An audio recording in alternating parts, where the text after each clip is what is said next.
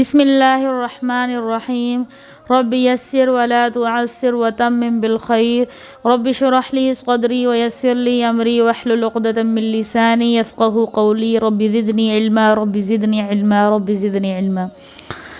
دیکھیں پچھلی ویڈیو میں جو ہے پچھلی جو آیات جو ہم نے بیان کی تھی آیت نمبر 5 تک، اس میں ہم نے مومنین کے طبقے کی بات کی گئی تھی،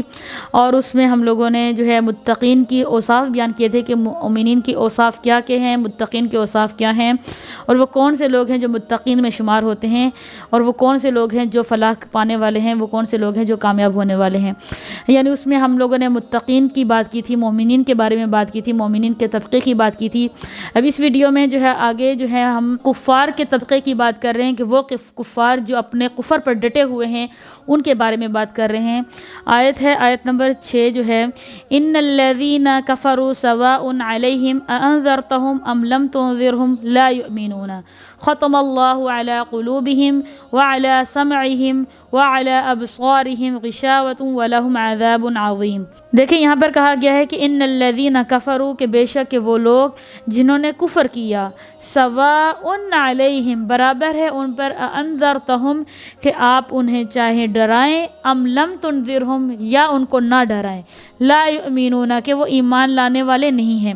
ختم اللہ علی قلوبہم اللہ تعالیٰ نے مہر لگا دی ہے ان کے دلوں پر، وعلی سمعہم اور ان کے کانوں پر، وعلی ابصارہم اور ان کی آنکھوں پر کیا ہے، غشاوۃ پردے ہیں، ولہم عذاب عظیم اور ان کے لیے بڑا عذاب ہے۔ دیکھیں اب یہاں پر بیان کیا جا رہا ہے کہ ان الذین کفروا سواء علیہم انذرتہم۔ دیکھیں یہاں پر جو کفار کی بات کی ہے یہ وہ کفار ہیں جو اپنے کفر پر ڈٹ گئے ہوں،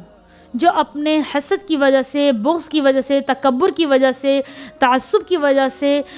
حسد و کینے کی وجہ سے جو ہے اپنے کفر پر ڈٹ گئے ہوں، اور وہ ہدایت جاننے کے باوجود، ہر چیز کے جاننے کے باوجود، اللہ رب العزت کو جاننے کے باوجود، نبی کریم صلی اللہ علیہ وسلم کو جاننے کے باوجود، حق سمجھنے، ہدایت کو سمجھنے کے باوجود، اپنے تعصب کی وجہ سے، اپنی شرارت نفس کی وجہ سے، اپنے حسد و تکبر اور بغض کی وجہ سے، ان چیزوں کی وجہ سے وہ ایمان نہیں لاتے اور ایمان پر ڈٹ گئے ہیں، ان کے بارے میں کہا جا رہا ہے۔ دیکھیں ایک کافر وہ ہوتا ہے جو حق کی تلاش کے لیے ابھی کفر کی حالت میں ہوتا ہے، یعنی وہ ابھی حق تلاش کر رہا ہے، یا ابھی اس کو ایمان اور اسلام کے بارے میں اس کو ابھی کوئی نالج نہیں ہوتی ہے، تو تب وہ کفر کر رہا ہوتا ہے۔ دیکھیں اس کو کسی چیز کے بارے میں ابھی علم نہیں ہوتا، اس وجہ سے وہ ابھی کافر ہے، اس کو حق ملا نہیں ہوتا، حق ابھی اس تک پہنچا نہیں ہوتا، اس وجہ سے وہ کافر ہوتا ہے۔ ان کے بارے میں نہیں کہا گیا۔ اللہ تعالیٰ جب چاہیں ان کو ایمان دے سکتے ہیں،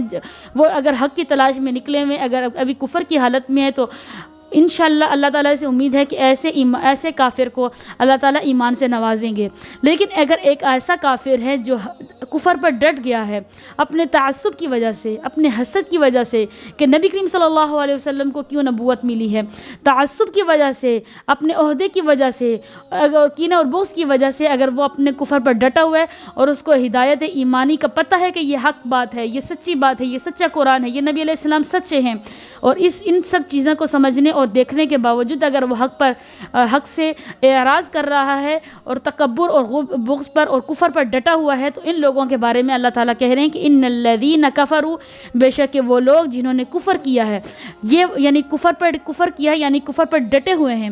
سواء علیہم نبی علیہ السلام سے کہا جا رہا ہے کہ سواء علیہم برابر ہیں ان پر، انذرتہم ام لم تنذرہم کہ آپ انہیں ڈرائیں یا نہ ڈرائیں، انہیں حق بات بتائیں یا نہ بتائیں، انہیں سمجھ دیں یا نہ سمجھ دیں، یہ ایمان لانے والوں میں سے نہیں ہے، لا یؤمنون یہ ایمان لانے والوں میں سے نہیں ہیں، یعنی یہ اپنے کفر پر ڈٹے ہوئے ہیں اور یہ حق کو دیکھنے کے بعد، سمجھنے کے باوجود خود جان بوجھ کر اس حق سے اعراض کر رہے، حق کو ترک کر رہے ہیں، تو ان لوگوں کے کفر کی بات کی جا رہی ہے کہ اگر آپ ان کو ڈرائیں یا نہ ڈرائیں، ان کو سمجھائیں یا نہ سمجھائیں، وَلَهُمْ عَذَابٌ عَظِيمٌ تو ایسے لوگوں کے لیے بڑا عذاب ہے کہ جو اپنے کفر پر ڈٹے ہوئے ہیں۔ اللہ تعالیٰ ان کے بارے میں کہہ رہے ہیں کہ ان کے لیے بڑا عذاب ہے، یہ اپنے کفر پر ڈٹے ہوئے ہیں، اور لا یؤمنون ایسے ایمان لانے والوں میں سے یہ نہیں ہیں۔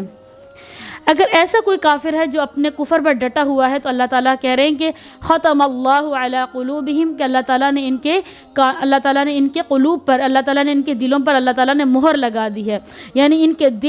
دلوں پر مہر لگا دی کہ اب ان کے دل کوئی چیز سمجھنے، سننے اور دیکھنے کے قابل نہیں ہیں۔ ختم اللہ علی قلوبہم، یعنی ان کے دل میں حق بات آنے کے باوجود یہ اگر اس پر کفر پر ڈٹے ہوئے ہیں تو یہ اپنے دل میں بھی اس چیز سے اعراض کر رہے ہیں کہ یہ حق بات ہے۔ وعلی سمعہم، ان کے کانوں پر بھی جو اللہ تعالیٰ نے کیا کر دیا، مہر لگا دی ہے، یعنی کانوں پر مہر لگا دی سے مراد یہ ہے کہ یہ حق بات سمجھتے ہیں، سنتے ہیں،